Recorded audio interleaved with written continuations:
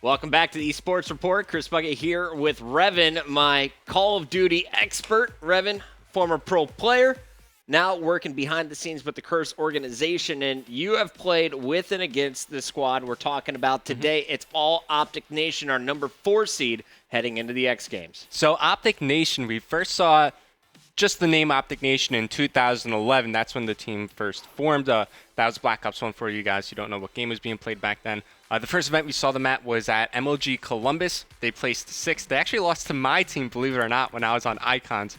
It was me, Ego, and 2 other players. I think maybe Snipers and Twiz. But regardless, now Optic Nation that you see today is Embos, Killa, Miracles, and Ricky. There you see the roster. Look at Killa. Fierce. Killa's a scary guy, man. He's an intense player, always entertaining to watch as well, but this left half of our slide, these are world champions. Miracles and Killa take the Black Ops 2 National Championship, the World Championship, and it was probably one of the most exciting tournaments in Call of Duty history. I was out there in LA. You were watching it online as it all unfolded. And Revan, we should probably set the stage by talking about these 2 players, because Miracles, when he broke out onto the Call of Duty scene, it was something we've never seen before. A guy who comes into his first event and wins it. Yeah, his first MLG, that was at Dallas. And, you know, Miracles, when he first entered the Call of Duty scene, it was during Modern Warfare 3. And all he did was play 8s all day. 8s, trying to learn the game. He's a guy that comes from a Rainbow Six background, so pretty different game than Call of Duty, but he adapted very quickly. And as you just said, goes into his first MLG event, wins it with impact. And now Killa, he was not as successful right away, but the man's only 20 years old now, and he's already a world champion. Where did Killa get started? Killa got started in the S&D scene. You know, he started playing Search and Destroy, eventually moved over to Variant. He was playing, I forget what team he was playing on, but it wasn't that good. He actually, his first team at an MLG event, he actually played with Ricky. So, you know, they both entered the scene kind of together. And I could tell you a funny story about Killa. I think it was, it might have been MLG Providence, the national championship. They were playing against an average team for like top 20. And then Killa, he was in Search and Destroy on Havana. He was going for a clutch. I believe it was a 1-on-2. The guy is not using dead silence on the other team. So Killa clearly hears where he's coming from. Killa looks to his left. He hears him running like in his left speakerphone. He's not there. Killa gets shot in his back. Turns out he had his headset on backwards. So he heard the guy coming from the opposite direction. And that, folks, is the Call of Duty World Champion.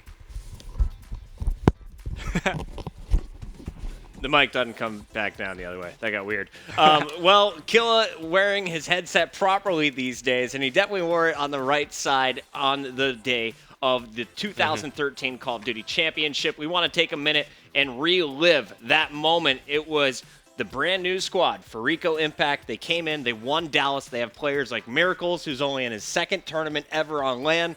Then we have Parasite, who's been through the scene but never really breaking out huge. Killa, like you said, kind of getting known in the scene, not necessarily considered the absolute top. And Karma, another young player from Canada. Here's a look. Game 11, the grand finals between Team Envious and Farico Impact. To take out Stainville, and it's tied 4-4. This is the craziest series in the history of Call of Duty, man. Oh, this could well be the greatest series of Call of Duty ever. It really, really could. It's been so close. Killa right there. I mean, the intelligence. He realized Stainville knew where he was. He ran away and then turned at the perfect time. Managed to get an easy kill on Stainville there and prevent that 1 versus 3 clutch. But for now, it's 4-4 here at the Call of Duty World Championship Final. Search and Destroy Meltdown. We're on board with this Farico lineup. They're currently on defense. We're on board with Killa. He's going to make his way over towards his A-bomb site. He's going to be all by himself, trying to anticipate what Envy are going to do. Now, Envy have been very, very slow on the attack throughout the entire game. They've just been picking their moments, picking their gunfights, and going from there. And Killa is going to have to stay here for a while. Oh, man, this is... So Killa just holding off on A. Envy, I think they've kind of understand now that Envy's playing a little bit slower, waiting to draw out Farico, so they've just got to be patient here and hold down their area. But it looks like Envy's starting to make a push into A. Yep, and it's worth mentioning as well, since we were saying about how big Rambo's been playing, he actually hasn't got a single kill. He's still on 11 kills at this moment in time, so not actually able to carry on that performance, but 34 seconds left. On board with There Killer. it is. Killer draws first blood, takes out J-Cap. Stainville returns the favor as we switch over to Miracles here for the Frico squad, but Stainville is going to get the bomb down for Envy, so on board with Miracles. Parasite takes out Proofy. Bomb is down, 3v2 situation. It is at the A bomb site. Stainville takes them out, switch over to Parasite, picks up a nice kill on Stainville. Now it's a 2v1 situation, only Rambo up. Bomb is down in favor of the Envy squad, so Frico at Parasite have to be able to get this one out. Karma is with them, and now they're going to breach, bang, and clear here to go for the defuse. They got to find Rambo down. They find him! Plenty of time on the clock. Karma's got that. Actually, smart play. Going to give it to Parasite, because Parasite's going to get closer to his RC car. He's going to get it here. Is he going to get it? Yep. He's going to get it. The RC car. He's going to grip it and rip it here with that RC car. I don't think Parasite's a really good driver with the RC car. Actually, I think you're hard-pressed to find any Call of Duty Pro player that can use the RC car. What you're going to see them do now, this is something we saw at EGL when Parasite actually got an R60 car. It was the exact same map, actually, interesting enough. What he's going to do is he's going to call that in, and he's going to let his teammates chase the RCXD. Now, what that's going to do is enable the Envy players, they have that choice. Do they go for the kill, or do they go for the RCXD? So it acts as one of those really difficult. Well, yeah, that is obviously an option that can happen, but it's a very, very smart play, and we see Frico do it time and time again. For now, J-Cap making his way towards his left-hand side bomb site. Frico is one round away from winning the championship. There you see Killa's car. That was not Parasite, so Parasite still has an RC car as well. We're going to jump on board with him. Smoke screens up. Bomb is going down. No, decides not to, but now he does second-guess himself. He's going to put the bomb down here. J-Cap takes out Karma. Bomb is down for Frico. He gets out of there, able to dodge it, and then gets taken out. Jumping on with Miracles. It's a 4v2 situation. Envy has to win this round in order to stay in it. Miracles picks up two. Big play.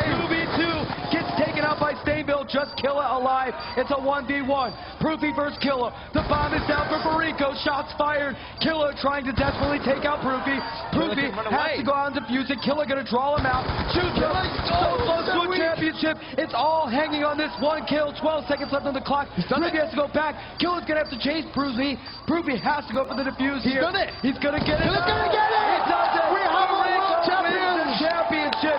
Frico, your winner here. The Call of Duty Championship winner is Frico. What an amazing matchup here. Wow, they win $400,000. The trophy, the rings, the glory, and 3 consecutive tournament wins. MLG, EGL, and the most important one of them all, the Call of Duty Championship. The hat trick coming from Frico Impact. And what incredible play from Killa. We saw him do it a few rounds ago. 1 versus 1, baited out the kill. That right there, unbelievable play. That clutch, that was a $200,000 clutch. Just think about that, that's a huge play. With that victory, Frico Impact wins their 3rd straight tournament and $400,000 for first place in Black Ops 2. Not a bad weekend's day of work. It was pretty awesome. Actually, the coolest part of that tournament was not caught on camera. I was there live in person, and as soon as they won, as soon as Killa got that clutch, Miracles kicked open the door, ran outside of the booth, ran onto the main stage area, ran right back into the booth and celebrated with his team just in time for those camera shots. But it's one of the coolest things I've seen in esports. He was just truly elated. But the good times didn't last long for that Frico Impact squad. We're going to commercial break. When we return, we'll tell you what happened, where did things start going sour, and where they stand now with Optic Nation.